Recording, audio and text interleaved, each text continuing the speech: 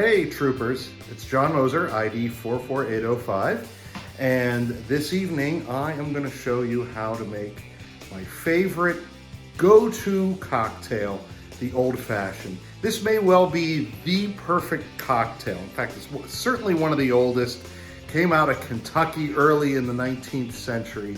It's got everything that's good about bourbon or rye. I prefer it with rye.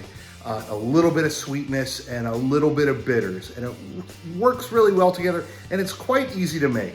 So let's go through this. I'm going to show you some of the ingredients here. You'll get a better look later on. Here's the rye. We've got the simple syrup. We've got the bitters, and then everything else is incidental. That doesn't mean it's not important, but you could do without garnish if you had to. But I'm going to show you everything. All right, so here's how we start. We've got a little miniature glass pitcher here that we're gonna mix it in. Don't use the cocktail shaker for this one if you have a cocktail shaker. Don't worry about it. Cocktail shakers are good if your drink has fruit juice or egg or dairy or something like that. This doesn't have any of those things. So put some ice in here, and that's where you're gonna do the mixing. Rye. Now, any kind of cocktail, if you use a crappy liquor, you're probably not gonna have a very good drink. On the other hand, do you really wanna take like a $75, $80 bottle of liquor and then mix it with other stuff? Probably not. My go-to for this drink is Bulleit Rye, moderately priced, maybe $30, and so it's certainly good. I mean, I'll drink it straight.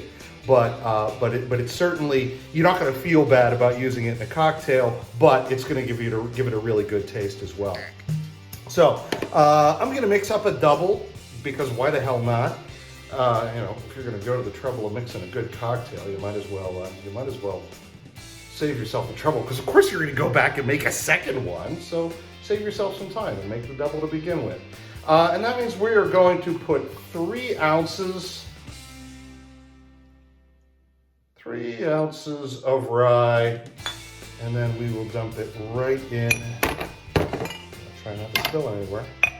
Right in the pitcher with ice. That's the first thing. Second thing, simple syrup. You can buy this at any grocery store.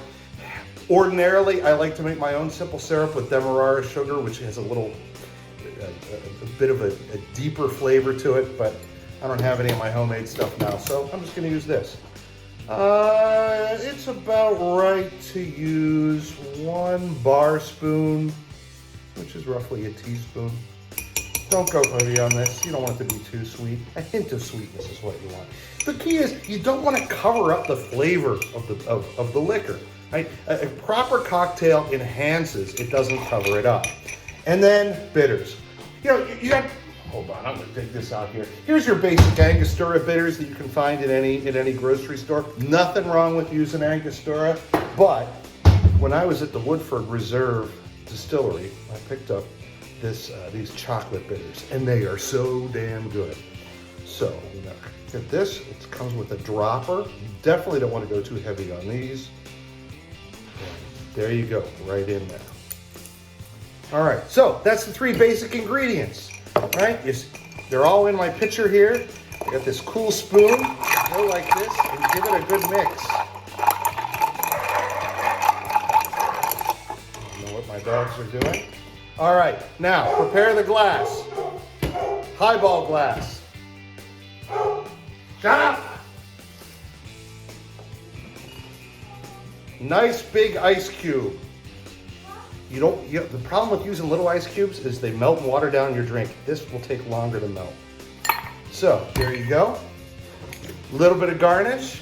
I'm gonna slice just an orange slice. There are people who tell you if you're making an old fashioned, you wanna muddle the fruit. I don't do that. It makes it cloudy for one thing, and also changes the taste. If you just put a piece of fruit in there whole, you're gonna get a nice taste without really messing with the flavor of the cocktail. And a maraschino cherry, Luxardo if you can find it. Oh, these are the best.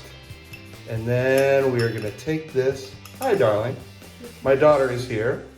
That's why the dogs were going nuts, by the way. And we're gonna plop that in there as well. He's weird. Yeah. And now we have our well-mixed drink. We put the strainer in the top. We pour it right into here. And there you go. Look how beautiful that is. And it tastes even better. So there you go. That's how you make an old fashioned. Hey, if you like this, maybe I'll teach you how to make other drinks because I make all kinds. Again, though, this is my go-to. Have a great night, troopers. Love ya.